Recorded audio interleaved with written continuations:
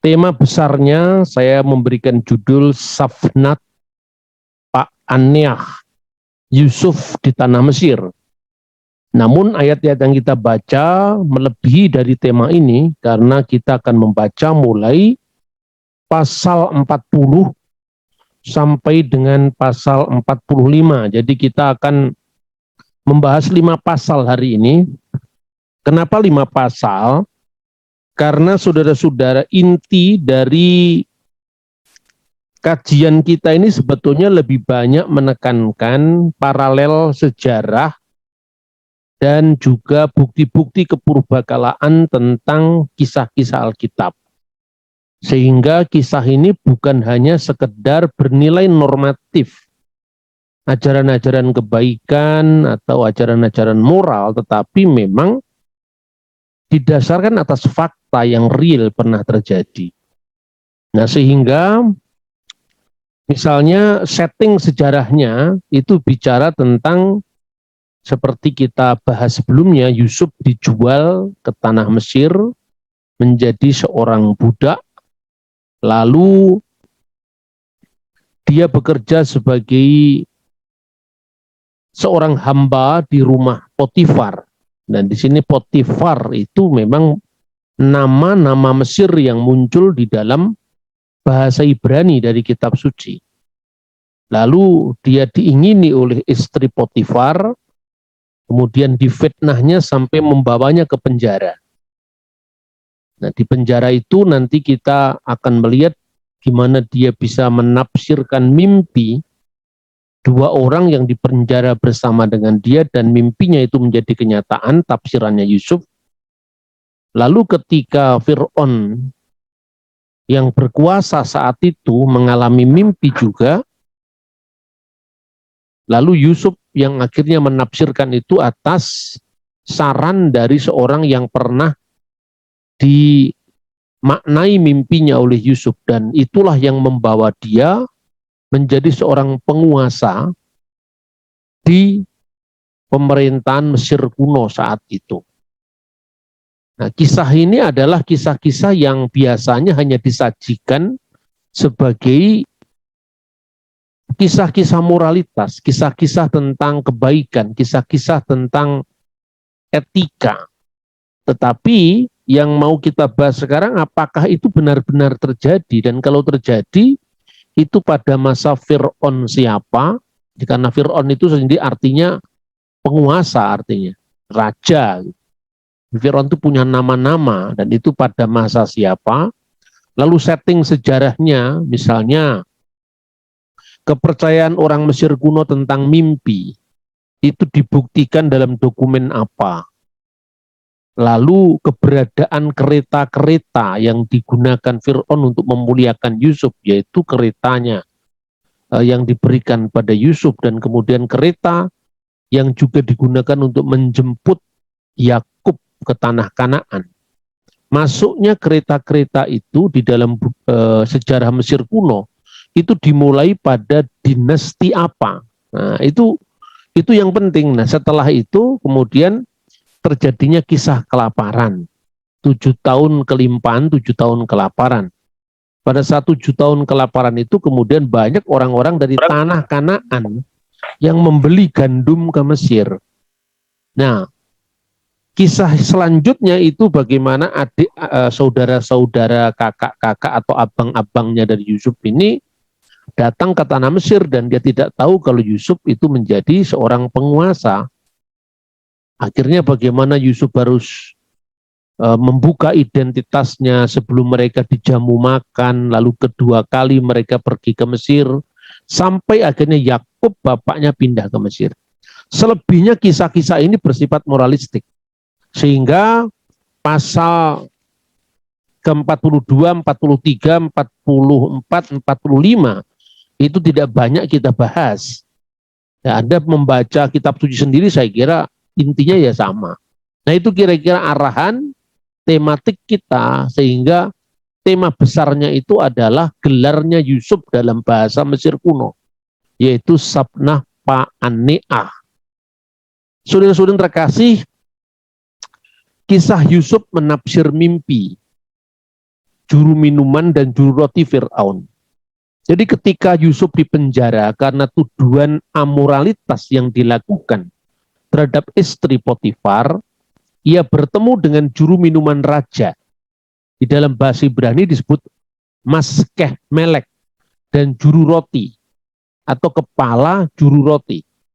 Yusuf diminta menafsirkan mimpi kedua pejabat Fir'aun yang tersandung kasus hukum dan dua-duanya memang berada di penjara. Lalu dua orang itu, mimpi juru minuman disampaikan kepada Yusuf dan Yusuf menafsirkan. Mimpi juru roti juga disampaikan kepada Yusuf dan Yusuf menafsirkan. Begini mimpi juru minuman. Tampak ada pohon anggur di depanku, katanya. Pohon itu ada 3 carangnya. Baru saja bertunas, bunganya sudah keluar. Tandan-tandannya penuh buah anggur yang ranum. Di tangannya ada piala Fir'aun yang disampaikan ke tangan Fir'aun. Itu mimpi yang diceritakan oleh si juru minuman. Lalu Yusuf menafsirkan, 3 carang itu artinya 3 hari. Dalam 3 hari itu Firaun akan meninggikan engkau, katanya. Mengembalikan pangkatnya yang dahulu dan membawa piala, itu artinya kembali menjadi juru minuman Firaun. Yusuf berpesan, kalau nanti kamu sudah kembali kepada jabatanmu, maka kamu harus mengingat aku yang masih dalam penjara. Itu inti yang dikisahkan dalam Kejadian 40 ayat 9 sampai dengan ayat 15. Lalu mimpi juru roti. Tampak aku menjunjung 3 bakul penganan terdiri dari berbagai makanan bagi Fir'aun buatan juru roti. Tetapi burung-burung memakannya dari dalam bakul yang di atas kepalaku. Lalu Yusuf menafsirkan 3 bakul artinya juga 3 hari. Artinya dalam 3 hari Firaun akan meninggikanmu ke atas, menggantung di sebuah tiang, dan burung-burung pun memakan dagingmu dan tubuhmu. Kejadian pasal 40 ayat 16 sampai dengan 19. Tafsiran Yusuf yang diyakininya berasal dari Allah, Kejadian 40 ayat 8, akhirnya terbukti memang itu benar adanya pada hari ketiga, yaitu saat hari kelahiran Fir'aun.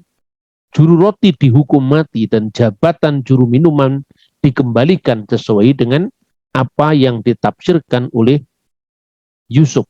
Ini dikisahkan di dalam Kejadian pasal 40 ayat 20 sampai dengan ayat 23. Nah, bagaimana kisah Yusuf yang seperti ini didukung oleh fakta sejarah dan kepurbakalaan Mesir. Keberadaan Yusuf yang dibeli oleh Potifar itu bisa dicocokkan dengan temuan arkeologi, yaitu tentang eksisnya budak-budak Kanaamu. Kata Kanaamu dalam bahasa hieroglif, huruf hieroglif yaitu bahasa Mesir kuno. Karena seperti yang kita bahas, bahasa Mesir kuno itu ada 2 bentuk, yaitu yang disebut huruf hieroglif. Hero itu artinya suci, karena huruf ini dipakai di kuil-kuil imam-imam yang diresmikan oleh raja dan di kerajaan. Sementara yang kedua adalah huruf demotik, yaitu huruf yang dipakai untuk rakyat kebanyakan. Dan kita bisa membaca huruf-huruf ini baru setelah ditemukannya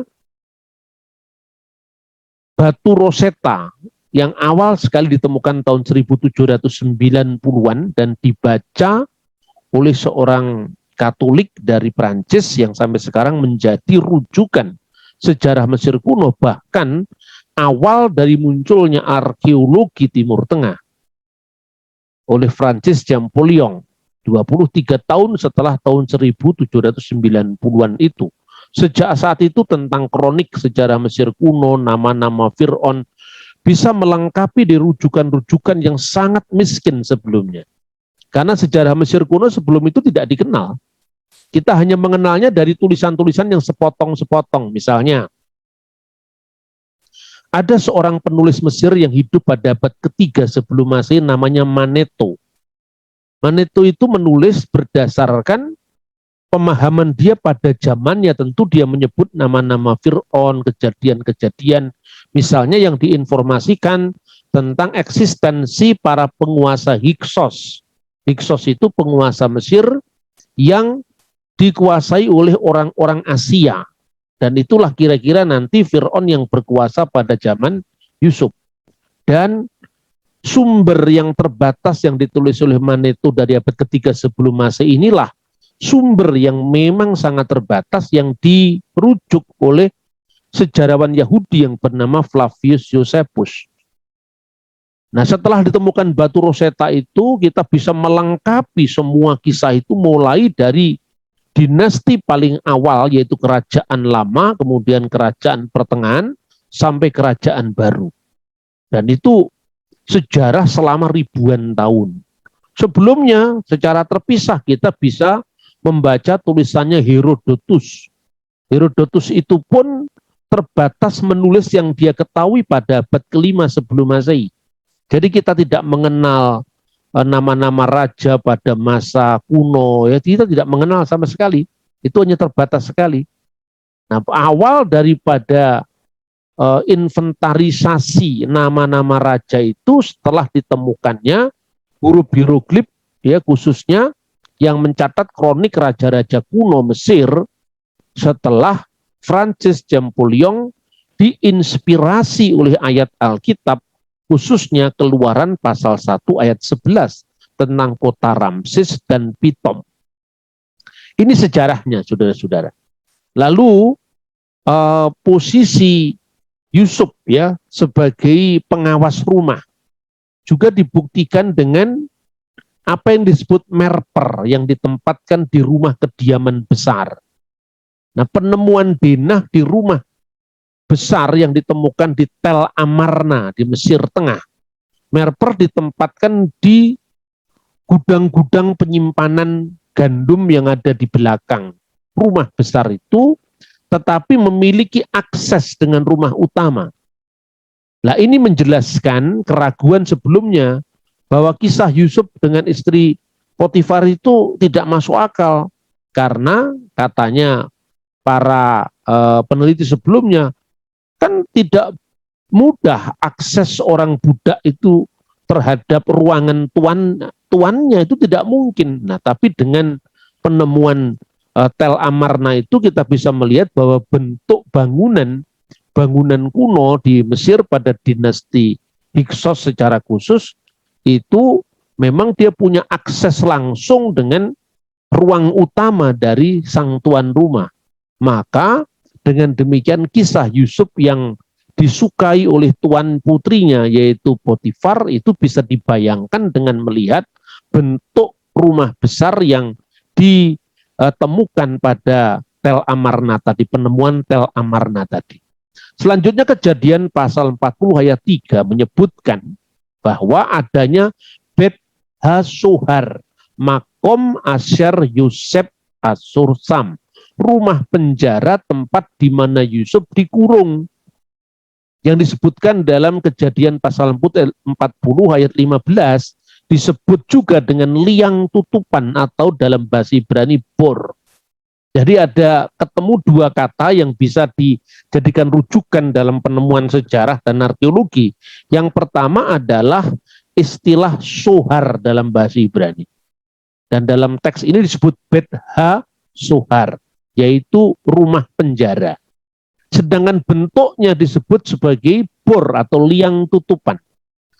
Profesor Eber, arkeolog yang menekuni Mesir kuno selama puluhan tahun, akhirnya bisa mengidentifikasi kata sohar atau penjara yang dikaitkan dengan Yusuf itu dengan benteng tembok putih yang ditemukan di Memphis.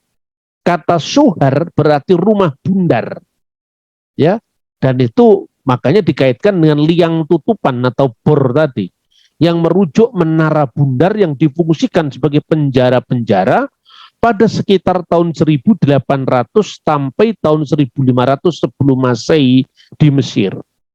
Dan ternyata Yusuf memang hidup pada masa ini. Penjara-penjara ini ditemukan di Tebes misalnya.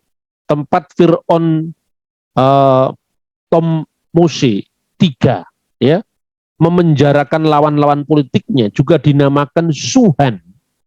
Suhan itu adalah istilah Mesir yang paralel dengan Ibrani Sohar. Jadi Sohar itu merujuk kepada Suhan dalam naskah hieroglif. Untuk kata Ibrani Sohar tadi, rumah bundar. Kata yang berasal dari masa Mesir kuno ini juga ditemukan dalam sejumlah besar prasasti di benteng Mesir yang berbatasan dengan Palestina, tempat untuk memenjarakan para koruptor dan penjahat kambuhan atau penjahat residivis. Ini merupakan temuan yang diumumkan oleh Profesor Eber tentang adanya tembok putih, ya, tembok putih yang difungsikan jadi penjara dan itu bentuknya bundar, makanya dalam kata lain disebut sebagai liang tutupan. Ini bukti-bukti arkeologi untuk bisa membayangkan bagaimana kira-kira keadaan Yusuf ketika di penjara. Lalu berikutnya, bagaimana kira-kira dunia Mesir kuno tentang mimpi.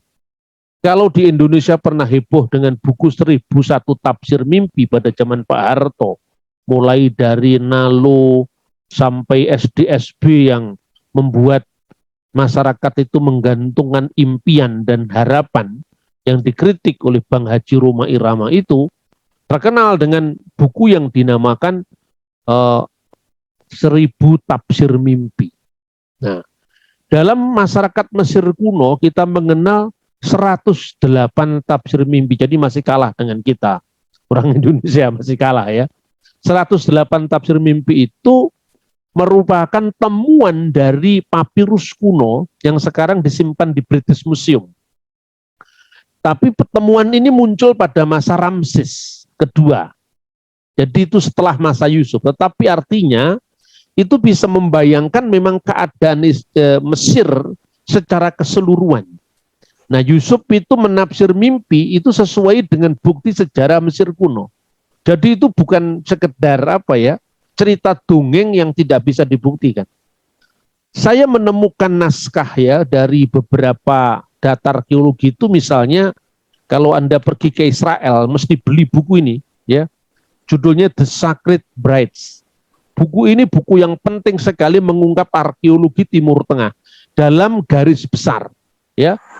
Buku ini penting, bahkan dimuat itu bunyi prasastinya, huruf-huruf hieroglifnya. Kalau itu prasasti dalam bahasa Ibrani, ya huruf-huruf Ibrani kunonya ditemukan seperti apa. Nah, itu sangat menarik karena biasanya kalau kita membaca buku-buku kita di dalam bahasa Indonesia atau terjemahan bahasa Inggris, biasanya kita hanya menemukan naskah terjemahannya.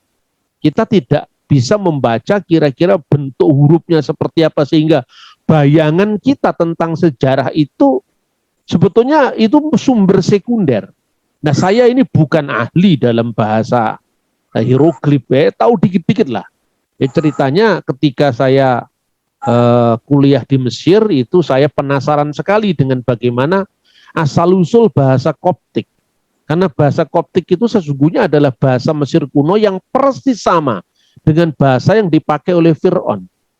Nah, bahasa Koptik inilah bahasa yang dikenal di Mesir, cara hurufnya huruf Yunani yang dikenal sampai penemuan batu Rosetta. Jadi kira-kira Anda bisa membayangkan gini, kalau Anda membaca Alkitab dalam bahasa Batak huruf Latin, lalu ketika Anda membaca huruf Bataknya langsung, nah itu lebih primer lagi.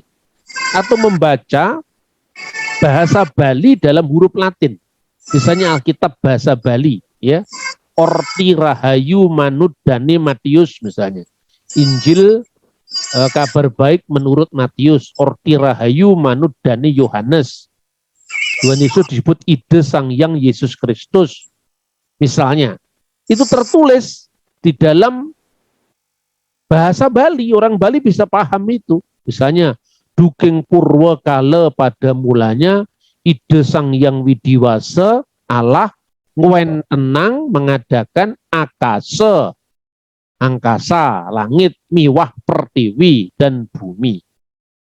Anda bisa bandingkan ini, tetapi belum hana carakanya, tetapi hanya huruf Latinnya. Begitulah kira-kira eksistensi huruf Koptik. Jadi sesungguhnya gereja itu lengkap sekali. Tidak ada komunitas agama di dunia itu yang selengkap kekristenan. Coba, Anda mau tahu bahasanya Fir'aun bukan lewat bahasa Arab, bukan lewat bahasa Ibrani saja, sebab dalam naskah Ibrani ada tersimpan nama-nama Mesir kuno. Nah, komunitas yang melestarikan bahasa Mesir kuno tetapi hurufnya berbeda itu gereja ortodok Koptik. Kalau Anda mau menyaksikan bahasa aslinya perjanjian baru, ada gereja ortodok Yunani. Sampai hari ini masih melestarikan bahasa itu. Eston, onomatu patros, ketu iu, ketu agiu, penefmatos, duksa, patri, dan seterusnya. Tapi kalau Anda mau menyaksikan bahasanya Yesus langsung, kita punya Alkitab dalam bahasa Suryani, bahasa Aramaik, yaitu Pesito atau Ul Syriac misalnya, yang tertulis dalam bahasanya Yesus. Betapa lengkapnya kita, karena kalau kita mau mendengar Nabi Musa, kita bisa mendengar bahasanya Nabi Musa, yaitu kitab Taurat bahasa Ibrani. Kita mendengar kisahnya Nabi Daniel, ya kita bisa mendengar bahasanya Nabi Daniel pada waktu bahasa Aram kerajaan, karena separuh dari kitab Nabi Daniel tertulis dalam bahasa Aram kerajaan dan bahasa Yunani klasik misalnya. Bahasa Aram zaman Yesus beda lagi. Setelah zaman Kristen, huruf Aram itu berkembang menjadi yang dikenal dengan huruf Suryani atau Syriac, ya, baik itu Syriac Barat, baik itu Syriac Timur, yang disebut Aram Demsek, Aram Damaskus, maupun Aram Naharayim, Aram di antara dua sungai yaitu Tigris dan Efrat. Lalu ada bentuk hurufnya Serto, kemudian Estrangelo. Dari Serto huruf sederhana itu nanti yang berkembang menjadi huruf Arab yang dipakai oleh umat Islam, yaitu Arab klasik. Ini bisa dilacak. Tanpa kekristenan saya kira tidak akan mampu kita bisa merangkai sejarah yang begitu runut dan lengkap. Nah, ini contoh. Kalau seandainya tidak ada gereja ortodok Koptik, mungkin eksistensi daripada bahasa Fir'aun itu hanya tinggal kenangan, tinggal sejarah yang hanya bisa diceritakan, tapi tidak bisa dilestarikan. Jadi saya itu mengimani betul bahwa Tuhan itu benar-benar merancang gerejanya itu sebagai salah satu agen ilmu pengetahuan untuk mengedukasi manusia. Itulah sebabnya gereja tidak seragam. Sebab kalau gereja itu seragam, bukti-bukti sejarah seperti ini tidak bisa dieksplorasi secara lengkap. Nah, ini contoh saudara-saudara, buku yang dikenal dengan buku mimpi, ya, The Egyptian Dream Book. Ya, sekarang ini sudah diterjemahkan dalam bahasa Inggris, lengkap dengan huruf-huruf hieroglifnya. Saya bukunya belum punya, karena saya hanya membaca itu di perpustakaannya Darkomboni, waktu itu masih belum terbit luas, tapi masih dalam bentuk semacam faksimil gitu yang dibaca. Tapi saya melihat internet itu sekarang sudah diterbitkan, mungkin Anda bisa pesan di Amazon. Kalau Anda pesan, saya juga tolong dipesankan. Karena saya membaca ini hanya kutipannya dari sumber yang bukan primer, tetapi itu penting sekali ya. 108 buku kematian, 108 tafsir mimpi, bukan buku kematian. Kalau buku kematian ada sendiri ya, itu tafsir mimpi.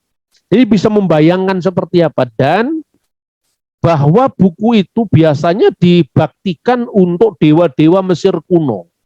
Misalnya diawali dari ungkapan Ra Usher Masep Enra. Ra yang kuat, Ra itu dewa matahari, makanya muncul kata misalnya Potifera misalnya. Ra yang kuat untuk kebenaran. Maka disebut Ra Usher Masep Enra. Ramses, Ramesu, Meramon. Ramses putra yang dikasih oleh dewa, amin. Amon Ra, Ra yang kuat dalam kebenaran yang diperkenan oleh Ra. Lalu ada kata Set G dan B, kaya dalam masa keagungan dan kejayaan. Bergelar elang emas, pelindung Mesir, dan penakluk bangsa-bangsa.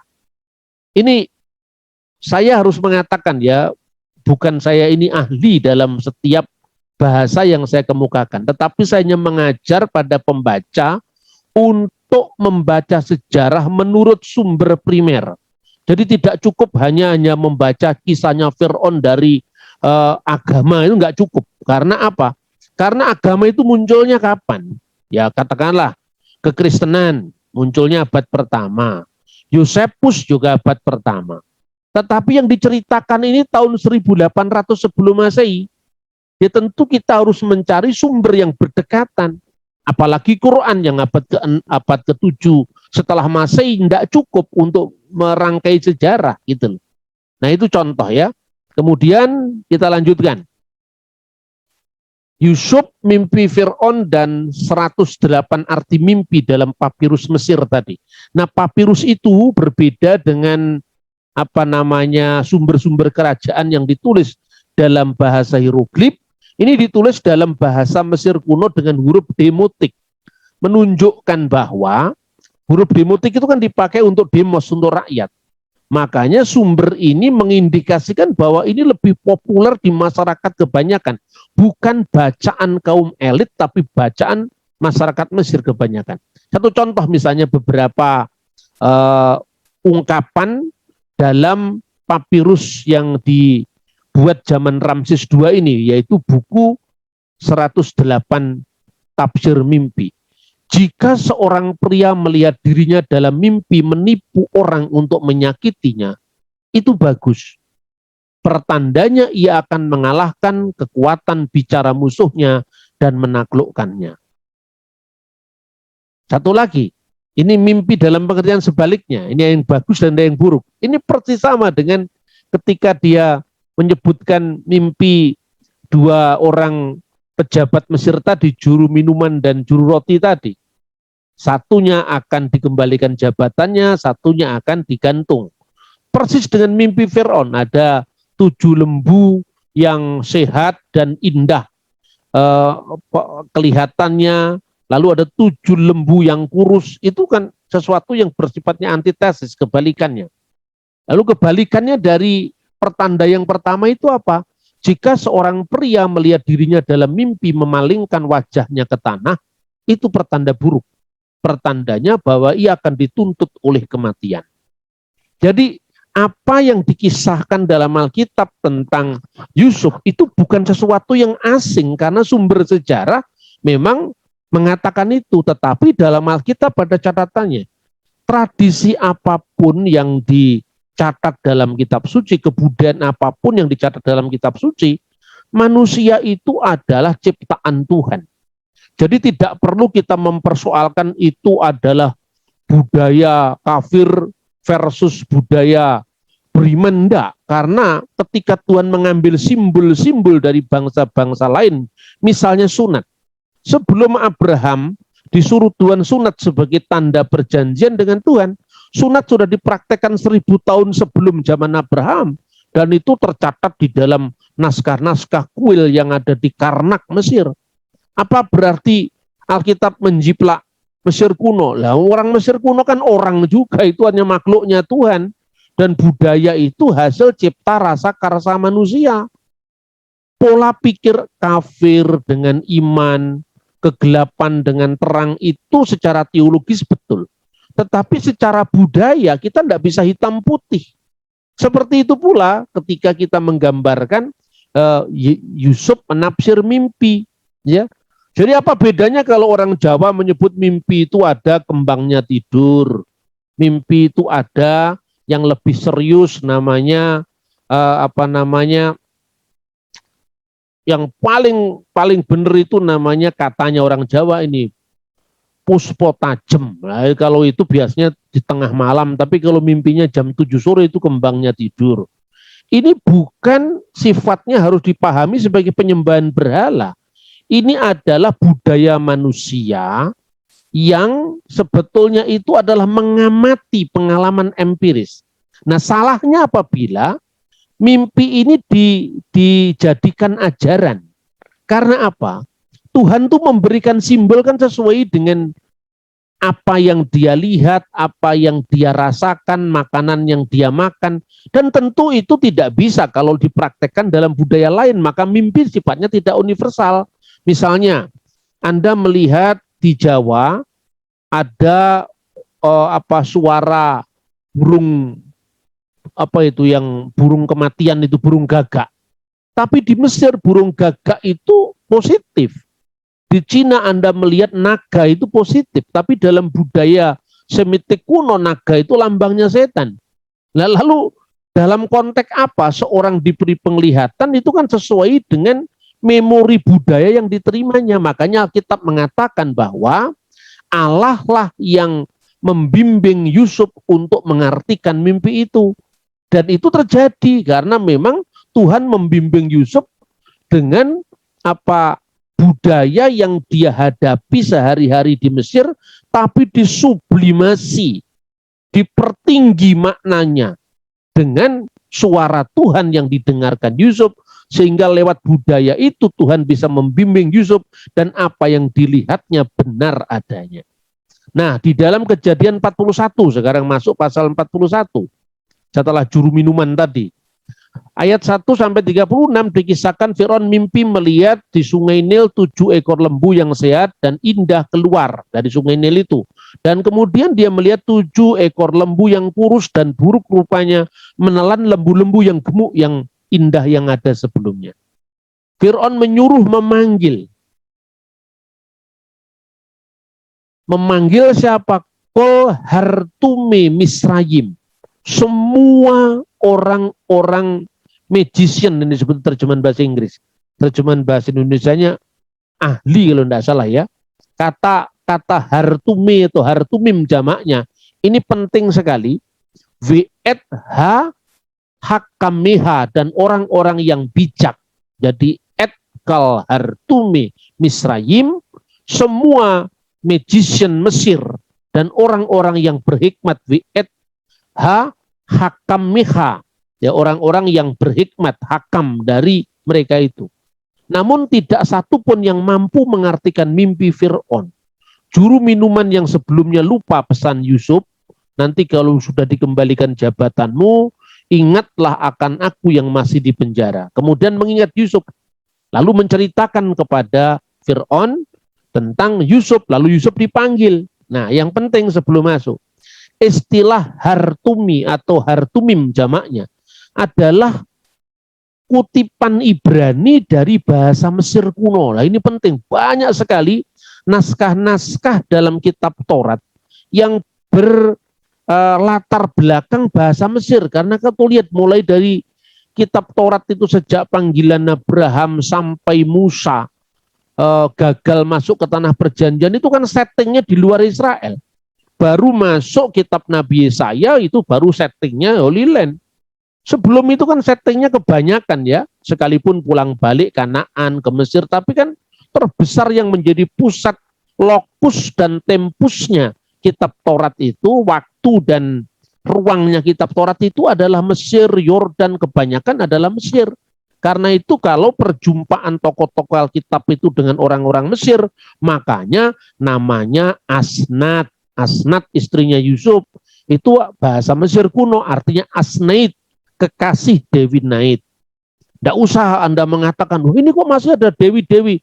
Nah, orang Indonesia aja namanya juga ada Dewi Lestari. Orang Indonesia namanya juga Sri. Padahal Sri itu adalah saktinya Dewa Wisnu. Orang Indonesia artinya namanya Lasmi. Lasmi itu saktinya Dewa Wisnu. Iya kan? Ini menunjukkan bahwa itu adalah proses silang saling budaya yang sangat kaya. Sekalipun Injil Lukas pasal 1 ayat 78 menerjemahkan surya pagi dari tempat yang maha tinggi, sudah dilakukan demitologisasi.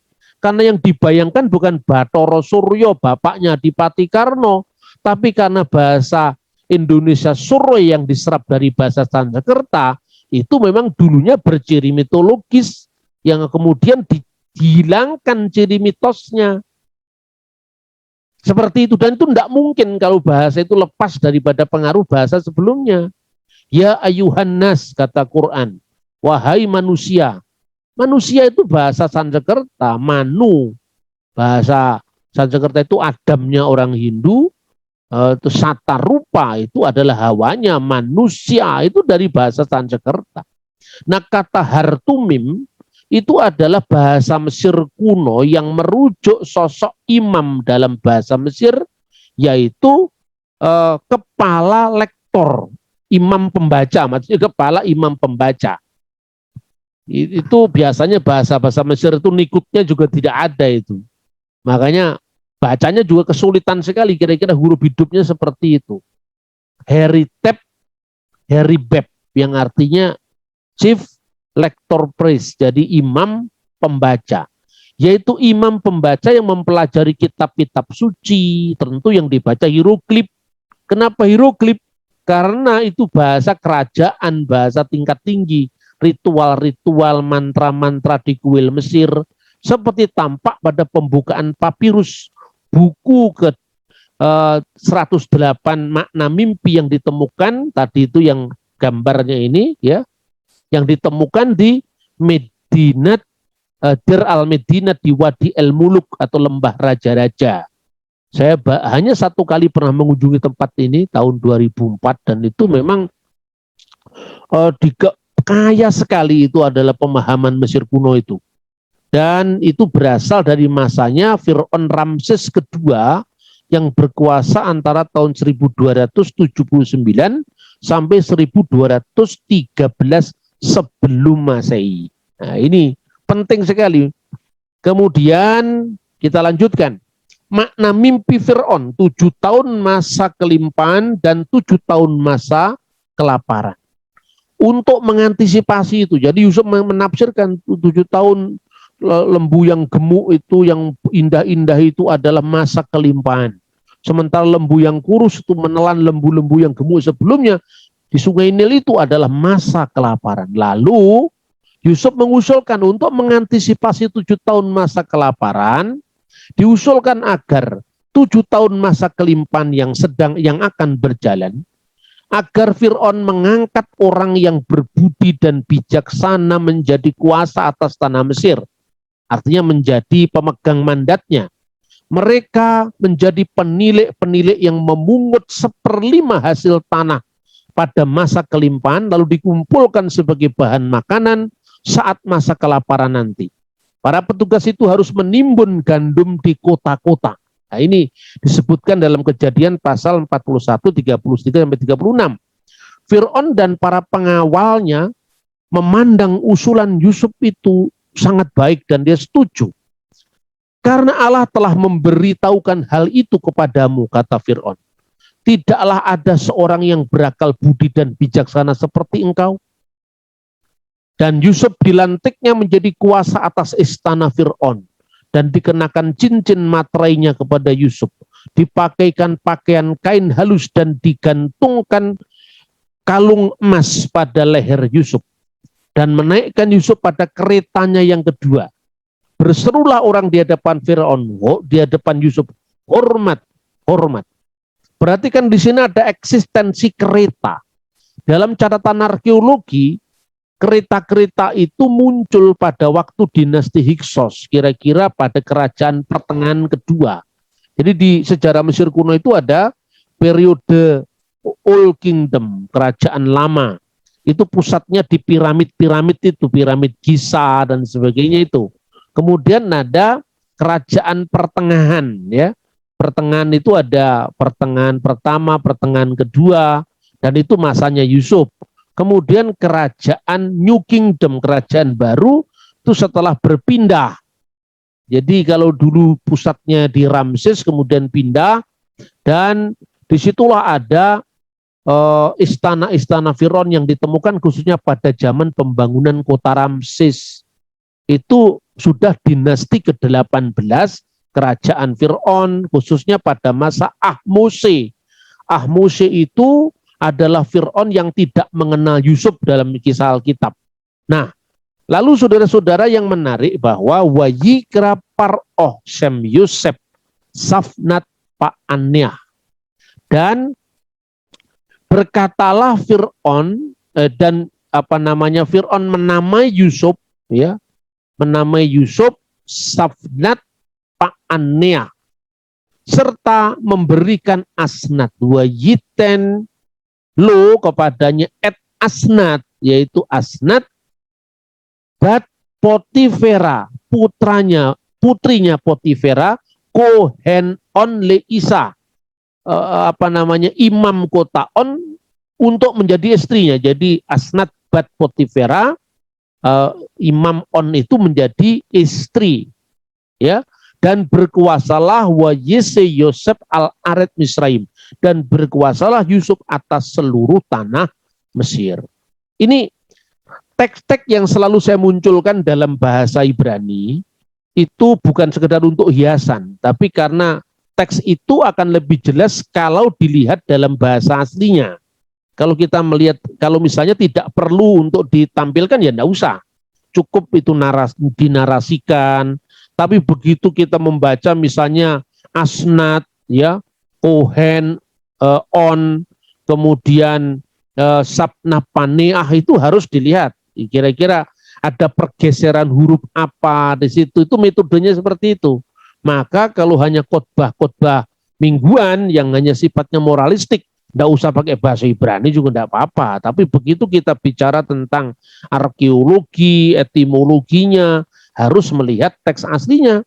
Tapi teks asli itu tidak cukup. Nah, kalau hanya teks asli aja nanti nasibnya seperti para rabi yang mengotak-atik huruf Ibrani, artinya, ya toh, misalnya Hagar semakan dengan keturah, itu kan kisah moral yang bagus, tapi tidak cocok dengan konteksnya. Itu mirip dengan kisah Juleha dalam tradisi Yahudi yang kemudian diambil alih oleh masyarakat Muslim. Itu cerita moral yang bagus, tapi tidak punya nilai historis. Karena apa? Tidak mungkin pada zaman Mesir kuno, di zaman dinasti Hyksos itu ada nama Juleha. Gitu loh kira-kira. Nah, kita lanjutkan. Kita bandingkan sekarang tafsiran rabbinik abad pertengahan. Misalnya Rabi Rasi, Rabi Rambam, dan seterusnya. Ternyata dia tidak bisa mengotak-atik teks Mesir kuno itu. Ya, kemarin kita melihat ternyata Potifar disamakan dengan Potifera. Potifar yang adalah pegawai istana Fir'aun disamakan dengan Potifera. Memang arti namanya ini sama, seperti misalnya Theodor dan Theodorus misalnya. Itu sama maknanya. Tetapi konteksnya berbeda, ya. Yang satu itu adalah Potifera, itu imam on, Potifar yang satunya pegawai istana. Bisa juga dikait-kaitkan, ya. Terus kemudian sampai dikaitkan, kalau gitu sampai digambarkan bahwa Potifera itu seorang homo dan sebagainya. Itu kan ngawur, artinya itu nggak ada data dukungan sejarahnya, nggak ada. Maka lewat kuliah-kuliah saya ini jangan terlalu terpukau dengan para rabi dewe iso. Sekarang gitu kan, Potifera, nah, itu misalnya dia adalah sama dengan Potifar, disebut Potifera. Kata pera artinya dipotong, dikebiri secara alami karena dia menginginkan Yusuf untuk melakukan relasi fisik dengan laki-laki sesuai dengan traktat Sotah 13b. Ini kan abad-abad setelah zaman Kristen, jauh sekali. Ya mungkin Talmud mulai dikumpulkan abad ke-5, abad ke-5 setelah Masehi ya, tapi puncaknya itu kan sebenarnya abad ke-11, abad ke-12 sampai dirumuskan 13 pengakuan iman Yahudi itu baru kemudian. Maka kemudian saat dia Gaon dan sebagainya abad 9 itu tidak bisa dijadikan rujukan sejarah kalau bicara tentang Alkitab, sekalipun dia berbahasa Ibrani. Ini sama dengan kalau Anda meneliti sejarah zaman kerajaan Dyah Balitung abad 9, Anda memakai Paramasastra Jawa, karangan kerajaan Surakarta Hadiningrat, yang nggak cocok, bahasanya sudah bergeser. Setelah penemuan aksara hieroglif, kata Potifera berasal dari bahasa Mesir kuno. Potifera, pemberian dewa matahari, pemberian Ra. Berbeda dengan sumber Yahudi. Lah ini penting, saya ngomong terus terang. Berbeda dengan sejarah Yahudi abad pertengahan yang awam arkeologi, sehingga sampai Potifera dianggap sebagai seorang homoseks dan sebagainya itu, ternyata sumber Kristen Mesir abad keempat malah sudah mengkaitkan nama Safnat Paaneah dengan kata hidup. Itu disebutkan dalam Papyrus Chester Beatty 1A.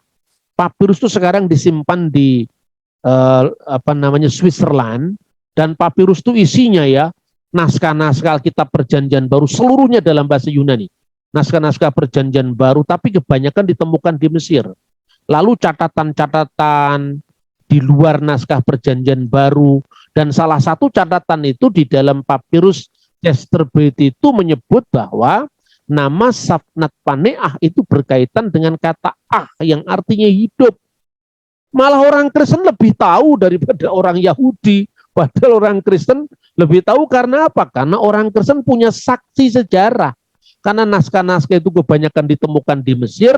Saksi sejarahnya apa ya? Orang-orang Kristen Koptik yang memiliki kesinambungan sejarah langsung dari zaman kakek moyang mereka, yaitu para Firaun. Ini pentingnya kita melihat kesinambungan sejarah tadi. Nah, contoh pemberian nama-nama Mesir kepada orang asing pada dinasti Hyksos. Misalnya, kata disebutnya tulisannya Anah, makanya Aneah. Ibranisasi dari Anah ya, atau bentuk singkatnya itu diibranikan menjadi Aneah. Maka Safnat Paaneah itu.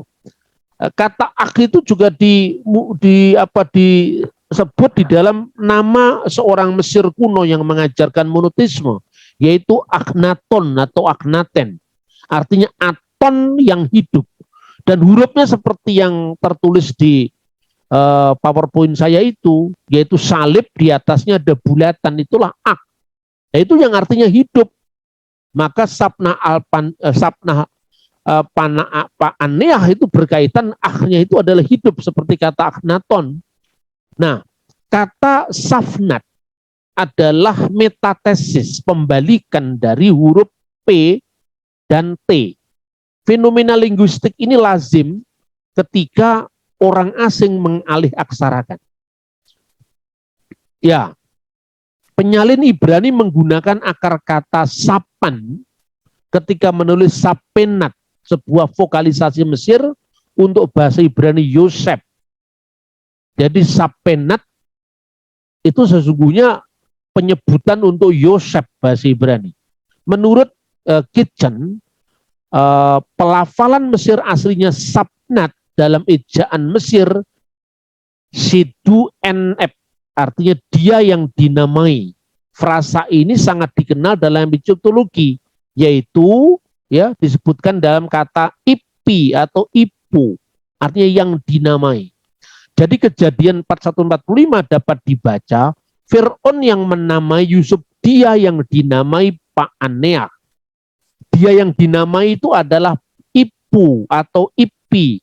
Makanya Ipi Aneah yang dinamai hidup itu dieja dalam bahasa Ibrani Paaneah, itu Ipi artinya yang dinamai hidup. Jadi Sapnat Yusuf yang disebut Ipi Aneah yang disebut hidup, atau kepada dia Yusuf yang disebut hidup. Nah, itulah yang disebut namanya Yusuf. Itu jelas nama nama Mesir, bukan dari nama Ibrani, karena itu memang yang menamakan Fir'aun. Praktek pemberian nama Mesir untuk orang-orang asing dalam hal ini lazim pada periode ini. Seperti disebut dalam Papyrus Brooklyn 35 yang memuat informasi penamaan budak-budak Asia, termasuk di dalamnya Ibrani. Dengan gelar Mesirnya yang selalu diawali dengan kata Ipi atau Ipu, maksudnya yang dinamai. Misalnya ada seorang Asia namanya Dodi Huato, Ipu Aku Emhes, yang dinamai Ak Emhes. Jadi artinya Aks itu munculnya juga kata hidup tadi. Nah, kemudian kapan kira-kira Yusuf itu hidup? Pada dinasti apa? Dalam satu raja-raja, kita harus melihat dulu kronologi Alkitab. Dalam satu raja-raja 6 ayat 1 disebutkan bahwa keluaran atau eksodus dari tanah Mesir itu terjadi 480 tahun sebelum tahun keempat. 480 sebelum tahun keempat pemerintahan Salomo.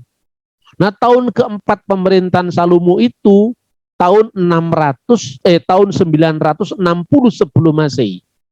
Dikurangi dengan 480. Ya, artinya dihitung mundur. Ditambah tapi dihitung mundur. Sama dengan 1440. Inilah terminus per quem, ya. Perkiraan paling dini tentang terjadinya eksodus. Berarti eksodus itu terjadi kira-kira pada zaman siapa? Ya, bahwa Fir'aun penindas itu adalah Tutmose. Dan itu saat zamannya Musa itu setelah dinasti ke-18. Nah, makanya nama Mose, Ahmose, Tutmose itu berkaitan. Mose itu adalah Musa. Nanti pada saat pembahasan kitab Keluaran saya akan sampaikan alternatif tentang Musa, ya, tentang Fir'aun Keluaran itu. Tetapi kita mundur dulu, ini zamannya Yusuf, ya. Pada tahun ini, ya sekitar zaman Yusuf itu kaum Hyksos dari Kanaan baru menyusup ke Mesir pada kerajaan tengah, ya, Middle Kingdom di Mesir antara tahun 1900 sebelum Masehi sampai berakhir tahun 1780 ketika Fir'aun lokal yang dipimpin oleh Ahmose yang akhirnya menjadi Fir'aun itu mendirikan dinasti ke-18 mengusir orang-orang Hyksos dari Mesir. Nah, kebijakan dinasti Hyksos, ya, itu sesungguhnya dari bahasa Yunanisasi dari bahasa Mesir Hekau Hasut, para penguasa asing. Maka karena Fir'aun yang berkuasa pada zaman Yusuf itu kebanyakan adalah Fir'aun yang memang punya darah bukan Mesir asli, makanya mereka sangat longgar terhadap orang asing. Karena mereka sendiri berasal dari luar Mesir yang berkuasa sebelum kaum Hyksos itu disingkirkan oleh Fir'aun Ahmose. Sekitar tahun 1000 yang berkuasa tahun 1000 meninggal tahun 1514 sebelum Masehi dari delta Sungai Nil. Sejak pendiri dinasti ke-18 ini para Fir'aun sangat anti orang Ibrani. Dan dalam Keluaran 41:8 disebutkan raja baru memerintah tanah Mesir yang tidak mengenal Yusuf. Jadi ada kesenjangan karena kebijakan politik tadi. Makanya kekhawatiran utama orang-orang Mesir asli itu karena pertumbuhan orang-orang asing termasuk orang Ibrani itu banyaknya melebihi daripada orang Mesir sendiri. Atas alasan itulah maka pada masa Fir'aun penindas itu kira-kira zamannya Tutmose itu maka sebelum Tutmose bayi Musa yang laki-laki karena orang Ibrani itu mau dibunuh. Ini setting sejarahnya seperti itu. Nah, sekarang Yusuf itu menjadi kuasa atas Fir'aun pada zaman siapa? Tampaknya pada zaman Sesotris II. Antara tahun 1892 sampai 1878. Ini yang disebut Fir'aun pada masa kelimpahan. Dan putranya Sesostris III, yang Sesostris itu nama Yunani untuk Senusret I, Senusret III. Senusret II, Senusret III. Senusret kedua itu adalah Fir'aun pada masa kelimpahan. Senusret III itu Fir'aun pada masa kelaparan tadi. Jadi sebetulnya itu sudah terjadi pergantian kekuasaan, tetapi biasanya memang dalam Alkitab itu dilewati saja. Karena yang dikisahkan itu fokusnya bukan pada Fir'aunnya, tapi pada kisah yang bersentuhan dengan Fir'aun. Misalnya Abraham, Yusuf, Yakub, Musa, kan gitu kan. Nah, itu kira-kira. Kemudian meskipun Alkitab tidak menjelaskan pergantian Fir'aun pada masa Yusuf seperti juga pada masa Musa, nanti kita akan melihat. Namun banyak contoh putra mahkota meneruskan kebijakan ayahnya dan menuruti nasihat Yusuf sehingga disebut aja Fir'aun karena toh nggak disebut namanya. Jabatan apakah yang kira-kira dipegang Yusuf? Meskipun tidak merujuk langsung kepada Yusuf, arkeologi membuktikan banyak orang Kanaan yang menyandang jabatan tinggi pada dinasti Hyksos dan diberi nama Mesir. Ada orang Kanaan menjadi juru bicara utama Fir'aun. Ia dinamai Ramses di Kuil Ra. Dan sosok yang mirip Yusuf disebutkan ada orang Kanaan juga, namanya Yamkamu dalam prasasti hieroglif. Wakil Fir'aun di bawah penanaman gandum di Mesir. Jadi ini beberapa catatan yang merujuk atau paralel dengan catatan Alkitab tentang kisah Yusuf. Nah sekarang, Fir'aun yang berkuasa pada zaman Yusuf itu menerbitkan batu bertulis atau prasasti. Sekalipun prasasti ini tidak merujuk nama Yusuf, karena kelihatannya prasasti ini ditulis pada saat dia menaklukkan Sekem. Sekem itu Sikem di tanah Israel. Jadi itu periodenya sebelum Yusuf menjadi penguasa atau menjadi kuasa atas Fir'aun dan diberi gelar Sabnah Paneah. Ini saya akan melihat salah satu dari baris prasasti ini. Kira-kira diartikan gini. Baginda atau yang mulia pergi ke utara. Nah, kata yang diterjemahkan yang mulia itu adalah Hem. Yang mulia atau baginda pergi ke utara untuk menggulingkan orang-orang Asia. Yang mulia sampai ke negara asing yang namanya Sekmem. Sekmem itu para ahli menduga mungkin adalah Sikem di tanah Israel. Sekmem pun jatuh bersama dengan Ratinu yang malang. Jadi penguasanya Kanaan saat itu namanya Retenu di Sikem. Nah ini lucu ya, ada banyak tulisan-tulisan yang menyerang Alkitab. Dan sebetulnya mengatakan bahwa Alkitab itu salah. Kenapa Alkitab salah? Karena Fir'aun pada zaman Yusuf tidak pernah disebut Fir'aun. Fir'aun itu sebutan sebelum Yusuf dan setelah Yusuf, khususnya pada dinasti ke-18. Mereka kadang-kadang hanya membaca teks itu, dicocok-cocokkan dengan asumsi teologis. Ini bahaya sekali. Kita orang Kristen pun juga tidak bisa seperti itu. Sekalipun harus jujur dikatakan, tidak semua data dalam Alkitab itu bisa ditemukan kecocokannya dengan kronologi Mesir kuno yang beragam itu, tetapi sumbangan Alkitab sangat jelas sekali. Banyaknya nama-nama Mesir yang semuanya dibuktikan historis. Seperti kata Asnat dari Asneit, Potifera, ungkapan kata Ra, kata itu adalah nama-nama dewa yang tidak mungkin kalau Alkitab itu tidak mengetahui sumber itu. Karena memang ditulis pada zaman yang sangat berdekatan dengan peristiwa itu. Tentu kalau dibandingkan dengan keyakinan orang tentang buku Wahyu atau buku yang sebetulnya tidak bisa dijadikan sumber sejarah kecuali karena misalnya keyakinan ya, misalnya kitab Mormon misalnya. Kitab Mormon itu kan diterima oleh Nabi Joseph Smith pada abad 19. Dan kemudian kitab Mormon itu diterima di sebuah bukit yang namanya Bukit Cumorah oleh malaikat yang namanya Moroni, dan setelah disalin oleh Nabi Joseph Smith, Nabi terakhir karena dia baru abad ke-19, artinya terakhir munculnya dalam konteks sejarah. Lalu lempengan-lempengan emas tadi dibawa kembali malaikat Moroni ke atas. Nah, ngeceknya bagaimana? Tidak ada cross checknya. Bahwa orang Mormon percaya itu adalah wahyu, ya itu urusannya dia.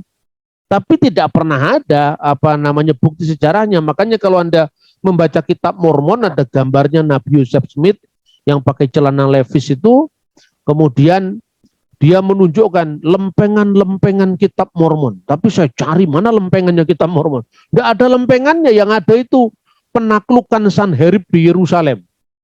Gambar prasasti penaklukan Sanherib di Yerusalem.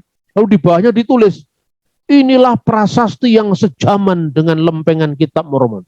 Nah, itu kan sama dengan saya ditanya, Pak Bambang lahir tahun berapa? Yang ditanya itu kan kelahiran saya. Lalu yang saya jawab, inilah pohon yang seusia dengan kelahiran saya. Itu kan bukan jawaban. Nah, itu loh kadang-kadang. Makanya saya terus terang, saya tidak suka untuk mempersoalkan agama orang. Tetapi ketika iman kita sendiri dipersoalkan, ya kita harus menjawab. Nah, misalnya contohnya, absennya nama Fir'aun pada prasasti Senusret ketiga itu membuktikan bahwa pada masa Hyksos, penguasa Mesir nggak disebut Fir'aun. Dasarnya karena di dalam prasasti itu nggak ada kata Fir'aun. Sebetulnya kalau kita melihat sejarah, ya ini menjadi kesepakatan para ahli arkeologi, para Egyptolog hampir sepakat bahwa kata Paroh atau rumah besar yang menjadi Fir'aun dalam bahasa Arab itu adalah gelar-gelar raja-raja Mesir dari awal sampai akhir. Tetapi dia disapakan sebagai sapaan itu baru pada dinasti akhir, ya. Jadi sapaan. Tapi kata Fir'aun dalam pengertian rumah besar itu sudah muncul pada awal. Makanya karena miskinnya bukti-bukti yang lebih lengkap dari kronologi Mesir sendiri, maka Fir'aun itu disepakati itu berhubungan dengan Mesir kuno. Baik itu sebagai sapaan yang baru muncul pada masa dinasti yang akhir, maupun sebagai deskripsi tentang kebesaran kerajaan Mesir. Karena artinya itu rumah besar, rumah berpilar besar artinya, Paro itu. Nah, kemudian absennya kata Fir'aun pada prasasti ini tidak membuktikan bahwa raja-raja dinasti Hyksos tidak memakai gelar Fir'aun. Karena gelar Fir'aun itu dipakai hampir semuanya. Tapi menjadi sapaan umum itu setelahnya. Saya berikan contoh misalnya. Kalau Anda menguasai sejarah kerajaan Jawa, tidak usah jauh-jauh Majapahit lah. Kerajaan Mataram Islam saja. Kalau Anda melihat sekarang gelarnya 4 kerajaan itu kan beda-beda ya. Pertama Solo, Surakarta Hadiningrat, kemudian Yogyakarta Hadiningrat, kemudian Pakualaman, dan kemudian Mangkunegaran. Itu kalau Anda memperhatikan gelar-gelarnya itu kan bisa dibedakan. Misalnya, semuanya disebut sebagai Senopati Ingalogo, baik itu disebut Panat Sayidin, Panatep Panotogomo, baik itu yang di Solo maupun di Jogja. Tapi orang yang mempelajari sejarah Jawa akan bisa tahu bedanya penggunaan gelar-gelar itu. Namanya Raja Jawa, tetapi kata raja tidak disapakan, wahai raja, tidak begitu. Tapi disebutkan kalau Jogja disebut Ngarso Dalem. Kalau Solo disebut Sampean Dalem. Itu gelar yang disapakan.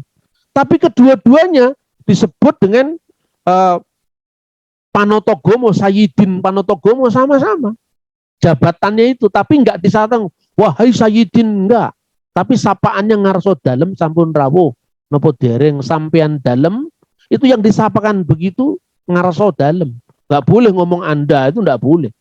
Nah, gelarnya pun bisa dilihat dari pemakaiannya. Misalnya kalau Raja Solo, Surakarta itu nama lengkap, gelar lengkapnya itu adalah Sahandap Sampean Dalem ingkang sinuhun, tulisannya H, bukan sinuwun W, tapi H, sinuhun Pakubuwono Senopati Ngalogo Ngabdurrahman Sayidin Panotogomo ingkang jumeneng kaping misalnya 13 sekarang ini ing negari Surakarta Hadiningrat, disingkat SISKS misalnya. Tapi kalau Yogyakarta Ngarso Dalem Sampean Dalem ingkang sinuwun, pakai W bukan pakai H. Kanjeng Sultan ada kanjengnya. Hamengkubuwono Senopati Ngalogo Ngabdurrahman Sayidin Panotogomo Kalifatullah ingkang jumeneng kaping 9 misalnya ing Ngayogyakarta Hadiningrat. Nah, baru-baru ini setelah Sabdo Rojo itu kata Kalifatullah dihapuskan. Nah, ini kan bisa dilacak. Oh, sejak kapan itu dihapuskan, kan bisa dilacak. Begitu juga pemakaian gelar Fir'aun itu dipakai di semua dinasti. Tapi menjadi sapaan umum itu pada masa kapan itu kan bisa dilacak. Nah, misalnya setelah Yogyakarta Adiningrat itu setelah tahun 2015 atau 2014 itu saya lupa, diganti ngarso dalem sampean dalem ingkang sinuwun pakai V tetap Sri Sultan Hamengkubawono, bukan lagi U tapi A, Bawono. Lalu ingkang jumeneng K, bukan kaping, K itu bahasa ngoko, K9, K10 misalnya. Suryaning Mataram Senopati Ngalogo langgeng ing Bawono langgeng ing Toto Panotogomo. Itu tahun 2005 itu bisa dilacak. Nah, begitu juga gelar-gelar Mesir kuno itu. Sebutan Fir'aun itu sebutan untuk semua penguasa Mesir. Tapi dengan sebutan Fir'aun yang gelar Fir'aun itu gelar untuk semua raja-raja Mesir. Baik itu pertama kali langsung dikaitkan dengan raja maupun kekuasaan besarnya pada dinasti awal misalnya. Tetapi kata itu kemudian disapakan menjadi gelar sapaan itu sangat populer setelah dinasti baru, ya. Nah, absennya sebutan Fir'aun sebagai gelar, sebagai sapaan tidak berarti pada masa ini tidak ada kata Fir'aun. Sebab di dalam banyak naskah kerajaan baru pun tidak memuat kata Fir'aun, tapi sudah tahu itu Ramses, itu Merenpetah, itu Ramses II, Ramses III itu sudah jelas. Nah, tapi lucunya para penulis itu kalau tidak salah Answering Christianity. Kemudian lah di sini ada kata yang mulia. Yang mulia itu dalam bahasa Mesir kuno hem. Lalu diartikan, nah kalau gitu karena ada kata yang mulia, maka ini lebih cocok dengan Al-Quran. Karena itu Al-Quran memberi gelar Al-Ajiz. Maka yang menggoda Yusuf itu disebut Imro'atul Ajiz. Nah, persoalannya bukan karena kata yang mulia langsung dikaitkan Quran lebih benar daripada Alkitab. Pertama, Alkitablah yang menyebut nama-nama Mesir itu lengkap dan itu tidak ada pada kitab lain termasuk Quran. Yang kedua, kalau kata hem Mesir kuno diartikan sama dengan Al-Ajiz, orang Jawa juga bisa klaim. Ternyata kejawen lebih cocok dengan sejarah Mesir karena apa? Kata hem dalam bahasa Mesir kuno itu paralel dengan engkang sinuwun, katanya orang Jogja, katanya orang Solo, engkang sinuhun pakai H, kan nggak seperti itu cara membaca sejarah. Itulah salah satu kelemahan dari logika polemik. Makanya saya tidak pernah mau debat, saya tidak pernah mau polemik karena itu bukan iklim kita. Mari kita membaca sebanyak-banyaknya. Perlengkap referensi sebanyak-banyaknya bukan untuk kalah menang, tapi untuk benar atau tidak benar. Dan benar tidak benar itu tidak dibuktikan Anda kalah debat di forum terbuka. Anda mentalnya kurang siap pun bisa kalah sekalipun Anda pintar. Nah, ini bukan iklim kita, tetapi orang itu bisa dilihat rekam jejaknya, literaturnya, konsistensi sikapnya. Ya memang kita harus sabar tentang masalah ini. Nah, kira-kira seperti itu. Maka saya selalu menganjurkan pakailah logika peneliti, bukan logika polemikus yang sekedar menang kalah. Karena untuk apa itu? Ya. Lalu selanjutnya apa yang disebutkan dalam Alkitab itu adalah kisah-kisah normatif yang Anda bisa baca setiap PA, ya. Jadi misalnya setelah Yusuf menjadi penguasa di tanah Mesir, maka kemudian terjadi 7 tahun kelimpahan, lalu 7 tahun kelaparan. Saat 7 tahun kelaparan itu banyak orang-orang di luar Mesir mencari gandum ke Mesir. Ketergantungan negara-negara lain terhadap gandum ini juga sampai berlangsung ketika zamannya Konstantin Agung itu. Makanya Santo Athanasius itu pernah dituduh menghalangi pengiriman gandum ke ibu kota Konstantinopel, yang kemudian Athanasius dihukum atas hasutan pengikut Arius. Lalu Arius dimuliakan kembali oleh Konstantin. Jadi orang yang mengatakan bahwa Konsili Nikia memaksakan ke Tuhan Yesus itu benar-benar orang yang miskin literatur itu. Justru Athanasius yang mempercayai keilahian Kristus itu dihukum beberapa kali dan berani menentang Kaisar Konstantin. Dan Konstantin sendiri akhirnya matinya dibaptis oleh seorang bidat Arian, yaitu Eusebius dari Nikomadea, bukan mati sebagai seorang Kristen yang dibaptis oleh gereja yang benar seperti ibunya Helena gitu loh. Jadi ketergantungan gandum terhadap Mesir itu berlangsung sampai berabad-abad.